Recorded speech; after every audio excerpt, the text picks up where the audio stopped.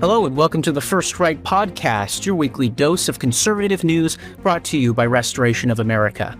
I'm your host, Hayden Ludwig, Research Director for Restoration News. You can find our work at restoration-news.com.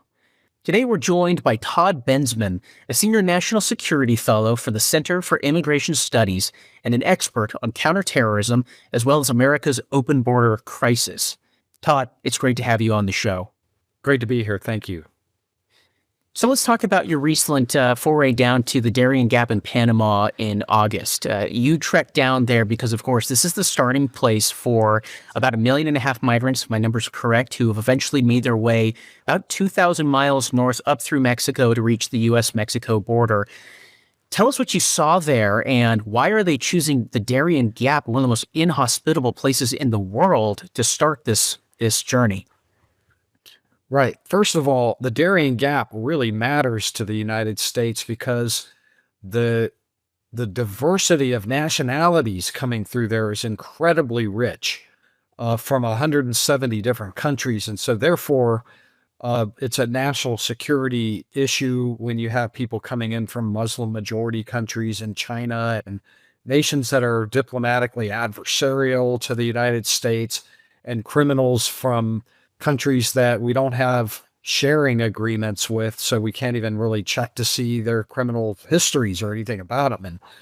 And the reason that people use the Darien Gap, especially in these high numbers, is because the further north you go, the more difficult it is to get the proper visas to fly that far. So you can fly, and also Ecuador and some of the other countries further south have no visa requirements at all, or are very corrupt. And so it's very easy to fly into, any one of 4 or 5 different countries down there, Ecuador, Brazil, Colombia, whatnot, and then make your way north. And the only way through is through the Darien Gap.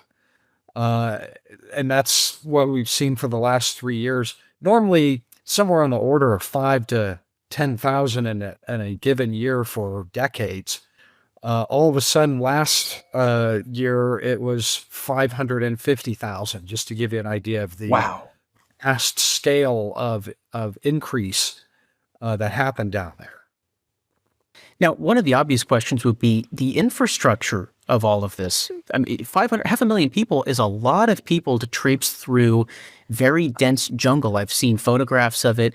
Other Americans who've gone down there in the last year or so have reported on what look like, frankly, FEMA camps. They're not actually FEMA, but something like that, where you have tents set up. It doesn't look like something that a poor barefoot migrant from Venezuela could cobble together. It looks like something that a government or an NGO would have to fundraise and put money into and organize with bodies down there. What is going on with that? Right. There's a very well entrenched and elaborate infrastructure that's been built up over the last 36 months by the Biden administration and the State Department, which has done a couple of things. One, for ostensible humanitarian reasons, they strong-armed the Panamanians into shortening the trip from a land walkover hike of 7 to 10 days through treacherous terrain to like 48 hours up a river with a couple nights camping. And then for that, they also were able to fund by the hundreds of millions of dollars, U.S. taxpayer dollars, an elaborate network of non-governmental organizations that are on both sides of the Darien Gap and all the way through, all along migrant trails, that make sure that the immigrants are not wanting for anything at all. I don't know who's paying. I think the immigrants tend to buy their own camping gear. It's fairly expensive. It's cheap stuff. It's like, mats to lay on and tents, pretty cheap tents. And, it's not an expensive, it's not REI down there. Let me just put it that way. Not to plug REI, but the point is that everybody's got this camping gear and water and everything they need. And there are supplies that are provided by the NGOs down there. If they need supplies, they can get supplies. flashlights, ground covers and blankets and really anything that's really kind of considered essential you can get from those NGOs that are on the Colombia side and on the Panamanian side. When you meet these people coming, leaving the Colombia side and entering the Panama side, they're not that worse for wear nowadays. They're the stories that you've always heard about. Oh my God, they're coming out like half dead. That's not really the case anymore because the Mayorkas, Blinken, and the Biden administration really have taken steps to turn that into a super highway. Fast, orderly, safe, humane is the way they put it. Unreal. What countries are most of these people coming from? I mean, I'd say the most are Venezuelans who have not lived in Venezuela for years. 6, 7 million of them have been living in Colombia right there. But they didn't go until now, until the last couple of years, is because the administration opened the border, and so they're letting 100% of all Venezuelans right in. So Colombia's emptying out. Haitians make up a big second chunk. By the way, none of the Haitians are coming from Haiti either. They've been living in Chile and Brazil for 5, 8, 10 years already comfortably, but they're coming too because we're letting everybody in now. So why not? And then immigrants from 150, 60 other countries. I mean, I've met everybody down there. I met Dagestanis, and on this trip, I met a bunch of Chinese, and I met people from Benin, Togo. Every country on the African continent is represented there. Every country from the stands is represented there. Lots of Muslim majority nation are represented down there. The Panamanians just pulled 3 Afghans off the trail for flagging on the terrorism watch list. And so we get a lot of that sort of thing through the Darien Gap. Yeah. Well, of course, there are programs in place under Biden and Harris for Haitians and Venezuelans and Cubans and Nicaraguans, for that matter, too, who automatically get asylum treatment in here. They can apply for asylum once they're in the United States. We get why they would all come up here.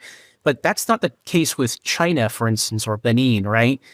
Nobody leaves a totalitarian state like Communist China without the Communist Party knowing about this, presumably, right? Because nobody gets in. You look at the way that they treat drug traffickers who enter China, and they're utterly ruthless. And yet we see at least hundreds of thousands of Chinese, young men, it seems to be the case, coming here. Speculating a little bit here, but what do you think the motives are? What is the understanding of the CCP behind all of this? Do they care? Is there a military motive? I mean, I think the CCP probably doesn't like it. They're losing 60, they've lost 60 or 70,000 people coming here on the one hand. I do know that the Chinese who are showing up go through elaborate frauds to tell the Chinese customs people where they're going. They end up going on vacation. They're allowed to go on vacation. So they buy a round trip ticket from Thailand. But once they're in Thailand, then all of a sudden they're making hop, skips, and jumps all around until they end up in Ecuador. And of course, never ever use the return ticket. So I do think that the Chinese government is, quote unquote, trying to shut that down, but it's just the only way they're going to really be able to shut that down is to end tourism, that you can't go abroad for any or business reason at all. And then there may be a part that I testified in Congress about this, that they kind of like this a little bit because they can send some spies in, just like that. Just, hey, harder to get a student visa. They're more vetted now after all those spy cases. They'll never catch us coming in this way. And once they cross our border, we let them in right away. And, they're in forever, never to leave again. And we usually don't even know their names. We find their identifications strewn all across the U.S. side of the border. They're tossing their IDs and then saying, "My name's Mickey Mouse." That's how that works. And we let them in. We let all the mouses in. Even with the support from the State Department under Biden and Harris that makes it more plausible for people to make that journey, it's still a harrowing journey. 2,000 miles on foot anywhere is not an easy thing, especially through jungle and desert in Mexico. So these people must have some assurance that when they get to the border, they'll be let in, especially if you're coming from a country where you don't have an automatic asylum status under an existing U.S. program. I mean, at this point, it seems pretty obvious that they're learning this from our media and maybe their media as well in some of these Latin American countries or even in Africa and Asia. Is there a role of maybe partisan NGOs that's funneling this information down to people to basically encourage them to make the journey up here? The NGOs that I've met are very, very helpful for trail information, trail conditions, which borders are tough, which borders are easy, how to get around. I know this because I've interviewed the NGO employees that work in them, and also the immigrants that use them. What did they tell you over there? Well, they gave us all this trail condition information and legal advice about what to do when we get to this country or that country. And so they're very, very helpful, those NGOs, to make sure that people can get through 6 or 7 countries illegally without a whole lot of hassle.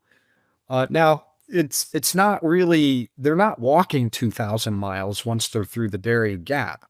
But one thing, the Panamanians bus them to Costa Rica, and then the Costa Ricans bus them to the Nicaraguan border, and then they just hire cabs and smugglers that take them in vehicles and boats. I mean, nobody's really walking that distance. They're moving in But the buses. coordination, I mean, that must be done in conjunction with U.S. support. I can't imagine that these governments are doing it and the United States is saying, stop, don't bus these foreign people around. Well, the routes are established. I mean, after 3 years, I mean, we know exactly which towns they go through, and all the NGOs and the United Nations are all set up, and each one of these have way stations all along the way, and they give out maps showing where they are and what services they can get at each one of these places. I've seen it. That all the immigrants have these maps and stuff. So it's just very well oiled. Everything is just very well oiled. I mean, in and around the towns where they're moving through are money wiring services to keep money coming in so that they can keep paying and stay on the move. The United Nations is handing out debit cards and cash vouchers and lodging vouchers and transportation vouchers. That all is paid for by the United States taxpayer, by the way, as I've reported at length. There's a lot of support, and a lot of them don't need support. Those are the poor ones. One UN employee on this last trip said the Chinese never ask for anything because they're all filthy rich. They have huge wads of U.S. greenbacks on them all the time. They pay for everything with U.S. dollars, fresh, crisp, big, giant wads of cash. They're very wealthy. The Chinese that are coming through, and a lot of the Venezuelans are very wealthy as well. And the Haitians, the Haitians have been living for years and years. They're not coming from Haiti. None of those people are coming from Haiti. They've been living and working for years in Chile and Brazil, and they're done very well. And they have cash, and a lot of people move through quite nicely. Now, my understanding of international asylum law, such as it is, I've always understood that you are supposed to stay in the first country of refuge, the first safe country that you reach if you're a refugee traveling on foot. And maybe incorrect about that, but that would be Mexico in this case. People are not coming directly to the United States. They're traveling through Mexico via walking or by bus, either way. Help us understand why that's not happening. Well, it's true that other smart countries do that, like in Europe, but our asylum law, based on the 1980 Refugee Act, forgot to put that in. So we don't have a prohibition at all on denying people asylum at the border, from claiming asylum at the border, if they've already passed through safe countries. That's a policy choice that the Trump administration made that was very specific. There is one agreement like that with Canada, but that's about it. So they can come in. Now, judges don't like to hear that they've passed through 10 safe countries and didn't apply, or they have asylum in 2 or 3 other countries already. And so the judges will be like, yeah, you're out of here. And that's a no. And that's why we find these ID cards everywhere on the riverbanks, because discarded grocery bags filled with these things. They don't want to get caught with a Chilean residency card. Those are the ones you find the most of down there on the ground. All these Chinese passports and African passports, they show that the people have been living in these other countries for a long, long time. So they have to toss those unless they be photographed and added to the file, what's called the A file. And they've been coached to do that. So yeah, I've got grocery bags filled with these cards that I've picked up on the ground there, and that's what that's all about. It's asylum fraud. And they want us all to believe, like in Springfield, this whole thing going on with Springfield, Ohio, that all those people got humanitarian parole. But I would say that very, very few of them came from a dangerous country, have not lived in Haiti in many, many years. We're flying them in on humanitarian parole from France, Germany, Iceland, Fiji, Ireland, the best countries in the world we're flying in the Haitians from and the Cubans. Unreal. And working over. Yeah, that thing is bogus, completely bogus head to toe about those people in Springfield being rescued from Haiti. And let's just point out the irony that for years we've heard from the left and from Democrats about why we need to bring in illegal aliens. They call them undocumented immigrants, out in from the shadows into the light. But you've just described a powerful incentive to literally undocument yourself before you enter the United States illegally. Otherwise, you may not be able to come in. I mean, give us a little confidence here. Are any of these judges actually tossing out any of these asylum applicants in any great number? Yes. When these things get to judges, they're overwhelmingly declined. Wow. Guatemalans, for example, get declined at about like 80, 90%. Hondurans, all of them get declined. That's why very few of them actually go through the trouble of applying for asylum, because they know they're going to get declined. But here's the thing is, when you lose, you still win in this country, because when you get declined, you just disappear into the ether and say, come and get me. And we never do. There's too many millions of them. So the odds of us ever catching up with declines, and, even with removal orders on them, especially if they've got kids and all that kind of stuff, we're going to ignore the removal orders. So when you lose in this country, you win. You win if you win, and you win if you lose. The whole game is to just get over the damn border. And then whatever it is that they release you, you're just disappeared. You're just going to, however it works out, you just disappear. The Haitians, Cubans, all these, the Venezuelans and the Nicaraguans that we're giving humanitarian rescue parole to, those are only good for 2-year increments. And they set it up so that you can go online for $10 and renew it every 2 years online without any kind of checking or anything. But if Donald Trump comes into office and cancels the whole program, they're not going to be able, most of them will be illegal in 2 years. And so, they would be subject to being rounded up and deported at that point. This is something that, if a Harris administration enters office, will be another 4 years of renewals for like millions of people that got in this way on those programs. Now, you must be an optimist, because I know you've lobbied the Biden administration to close the Darien Gap. Clearly, that is something that a Trump administration 2.0 could do very early on. How would they do that? What would that actually look like? It's true. I mean, in both of my books, at the end, I recommend, my big recommendation at the end is close the Darien Gap with air repatriation flights that are at levels. One, U.S. funded completely. I get it. No problem. We'll pay for it. one in Colombia, if they get through that, one in Panama, if they get through that, one in Costa Rica. Nobody's getting through all three of those. And if they do by some stroke of luck, that must be because they're so rich they don't care about losing all the money they've spent to get through all those three. Now, the Panamanian government recently said, hey, we're going to do air repatriation flights from Panama. And the Biden administration, Harris administration came forward and said, we'll help you out. Yeah, we'll give you the money for that. But then they welched. So it's not really happening to the extent they paid for a few flights for public consumption. But I mean, you got to have a lot of flights to create the deterrence necessary to shut the gap down. And they're not really, and the president of Panama is complaining bitterly about it. And he went on record a couple of weeks ago saying, the Americans told us they won't put anybody on a flight who's not voluntarily boarding the flight. Like they want to go home for whatever reason.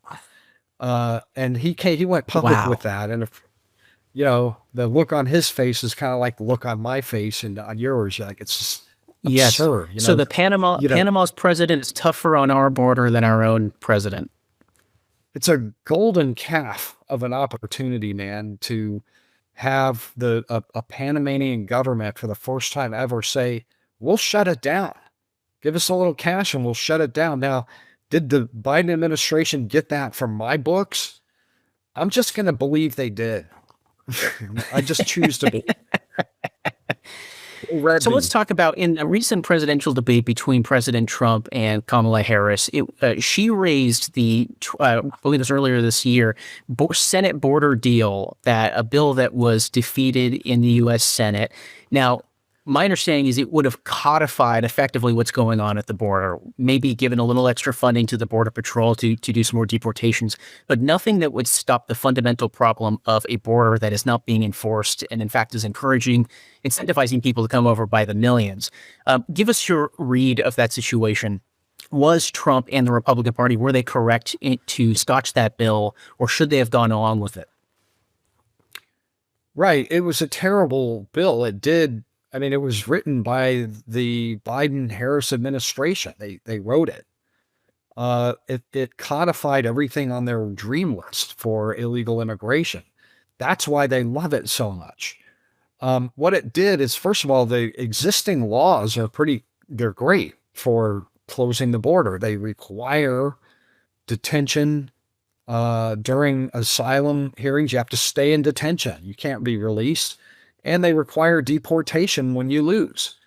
And so the net goal of the current INA is 0 illegal entries. That's the goal. That's every country's goal, 0. This thing would replace that with 1.8 million illegal entries a year allowed before discretionary enforcement.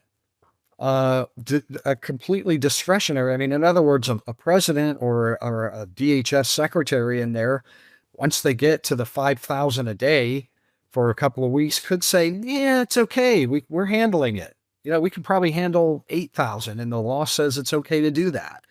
So it was absurd. And the reason they needed more Border Patrol agents isn't to stop and block and tackle. It's to help process all those people in. They would be administrative assistants. So when they say, God, they turned down appropriation for a whole bunch of Border Patrol agents, it's not for what people think it's for. And so there are all kinds of terrible things wrong with this bill. And in any case, out of the one side of their mouth are saying, oh, the Langford bill, if only we had that, we could fix the border. On the other hand, they've gotten Mexico to shut the border down for the election. There's 50,000 came across last month, the lowest since the Trump administration, because in December, they saw they had an optics problem for the election. 14,000 a day were coming across, and the international media was all down there. The polls were in the toilet. And so they went down to Mexico and they said, we need you to shut it down. And the Mexicans did, with 35,000 troops. and they've been scraping the northern border out of immigrants and shipping them all down to Tapachula and Villahermosa, down in the southern provinces, and hemming them in down there with militarized roadblocks and a bunch of bureaucracy. And so you've got a Gaza Strip down there. So the numbers, they'll brag about it. What border crisis? We got the border only 50,000 crossed illegally last month. They're bragging about that without a link for a bill. In other words, with this one single stroke, which, by the way, is what Trump invented that during his term. They just stole it right out of his plane. The Mexicans. So there are a lot of things that can be done, like the Mexico thing, like the Panama thing, and like in Mexico, and the asylum policy that I mentioned earlier that requires them to apply in the first country. You can shut the border down with those few things and then just apply the law to the rest of them. Apply the law to the rest of them. It seems clear, though, that could be undone by a future Democratic administration. Is there a congressional solution to make these things stick?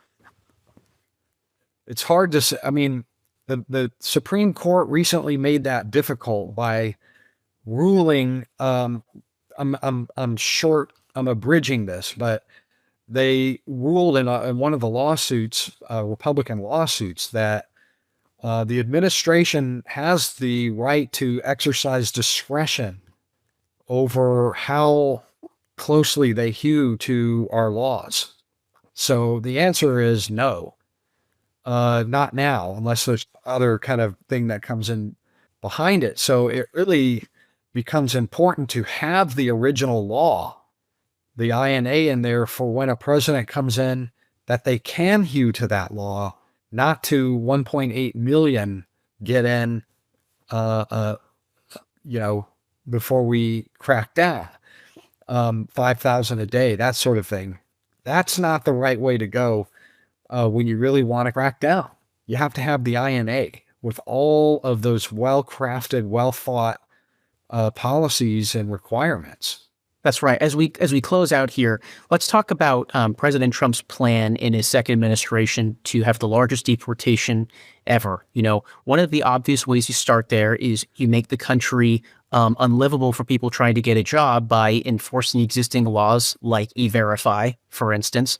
But many conservative strategists and individuals deeply bothered by this are worried about the optics of the first time the Democrats run an ad of that little Mexican abuelita who's being deported and saying this is what the Republicans' deportation plan actually looks like. I mean, clearly we need a little bit of steel in our backbone if we're going to be serious about this.